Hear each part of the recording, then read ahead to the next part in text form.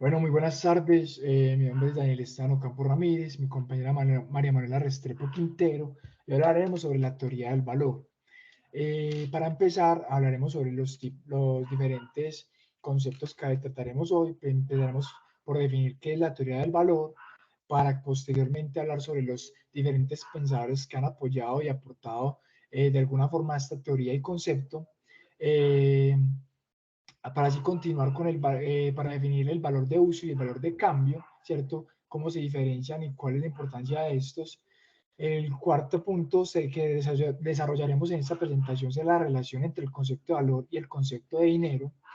Y por último, hablaremos sobre el valor intrínseco y haremos algunos ejemplos para finalizar con una pequeña reflexión dada por cada uno de nosotros. Para empezar, debemos saber pues, que la teoría del valor es un determinante del valor de algunos bienes y servicios. Es lo que intenta explicar el por qué algunos bienes y servicios son más costosos que otros. En estos tenemos diferentes tipos de valor. Tenemos el valor de trabajo, que este se da cuando un bien es determinado su precio o su cantidad a pagar dependiendo del número de horas de trabajo mano de obra requerida para elaborar ese bien final. Por otro lado, tenemos el valor subjetivo.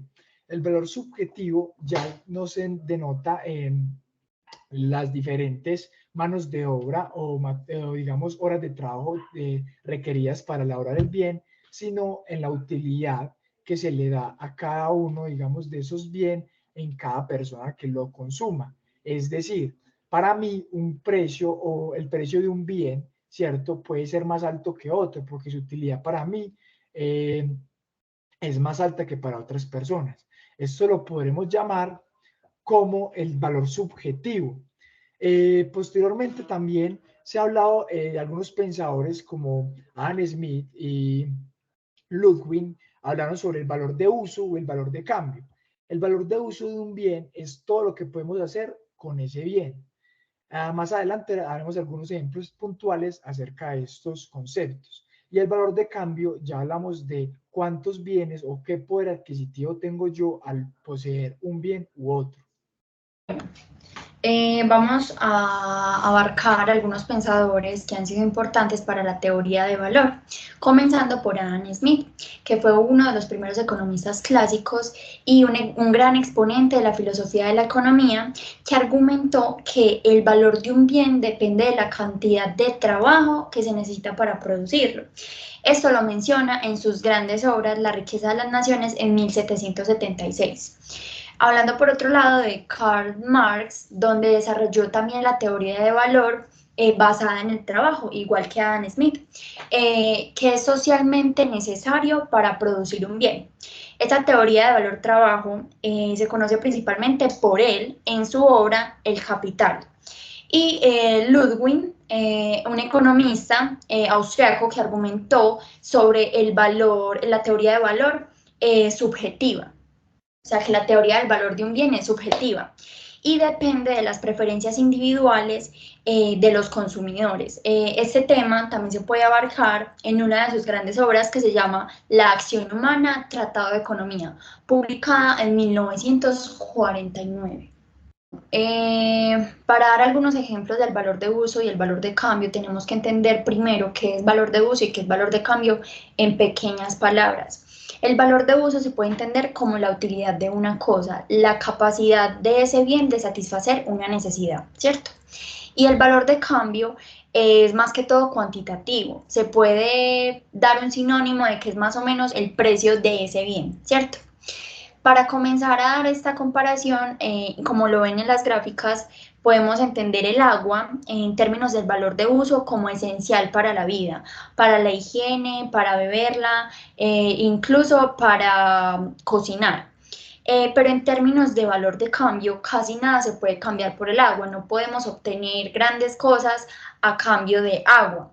En otro punto de vista, el agua puede tener diferentes precios en función de la oferta y la demanda, ¿cierto? Supongamos en una región donde el acceso de agua es limitado, claro que en esa región se va a dar o se va a tener un alto valor monetario de agua. En este caso, sí se va a poder cambiar muchas cosas por agua. Bueno, caso contrario sucede con el diamante. El diamante es un bien que tiene mucho valor de cambio. Con él hablamos del poder adquisitivo que se obtiene. Yo puedo intercambiar muchos productos o bienes por el diamante. Ese es el valor de cambio que tiene. Pero su valor de uso es muy poco, ya que realmente solo se usa o en la mayoría de ocasiones es para piedras preciosas o joyas. Entonces, su valor de cambio en el mercado es muy alto, pero su valor de uso va a ser menor. La relación entre valor y dinero, ¿cierto? La podemos ver reflejada en una economía de mercado, ¿cierto? De trueque. El dinero cumple diferentes conceptos y relaciones. Tenemos que el dinero puede cumplir una función como depósito de valor, unidad de cuenta o medio de cambio. En una economía de trueque, tenemos que todos los bienes y servicios no se pueden ser intercambiados por otros. Es decir, ponemos el ejemplo, digamos, cuando estamos en un mercado. Si nosotros preguntamos el valor de algo, no nos van a decir, esto vale 5.000 pantalonetas o 5.000 camisetas. Nos dicen el valor en dinero. Eso lo tenemos como unidad de cuenta. Es decir, que el valor va a ser el valor, digamos, de trabajo. Ya está dado por el valor que, digamos, obtuvo ese bien dependiendo a las cantidades de mano de obra que se requirió para hacerlo. Así se relacionan. Otra relación que podemos ver es que el dinero también puede ser visto de una forma de valor subjetivo. ¿Qué quiere decir esto? Que un bien que yo voy a consumir le puedo poner un valor o una disposición a pagar dependiendo la satisfacción que esto me genere a mí como consumidor. Este valor subjetivo está relacionado directamente con el dinero. Entonces, tenemos también que el valor, ¿cierto? Lo podemos ver reflejado como medio de cambio en el dinero. ¿Por qué? Porque la función del dinero es facilitar las diferentes transacciones que se realizan en una economía. Es decir, que todos, digamos, los bienes y servicios estén determinados bajo una moneda común o un tipo, digamos, de cambio que se pueda ver reflejado en los diferentes bienes y servicios. Bueno, los bienes que tienen valor intrínseco son bienes que ya poseen un valor por sí mismos, independientemente de su valor de cambio, ya que se consideran que son escasos, tienen un aspecto físico único y además han cumplido un papel histórico como forma de cambio o de moneda, ¿cierto? Podemos encontrar entonces en el ejemplo el oro, la plata y el diamante y otras joyas preciosas. Y los bienes que no tienen valor intrínseco son los que son producidos en grandes cantidades, los que pueden ser reemplazados sin ningún problema y no tienen un valor único o distintivo como lo es el oro. En este caso pondríamos de ejemplo el algodón y el trigo. Estos no tienen valor por sí mismos, sino que tienen un valor derivado, o sea, que su precio o su valor es denominado depende de la cantidad del trabajo, de los recursos que se utilizaron para producirlos y de la demanda y la oferta que haya en ese momento en el mercado.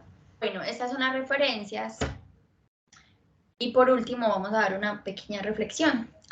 Yo creo que la teoría del valor nos permite entender hoy en día que hay más factores que tienen que determinar el precio y cómo se valora en realidad una mercancía.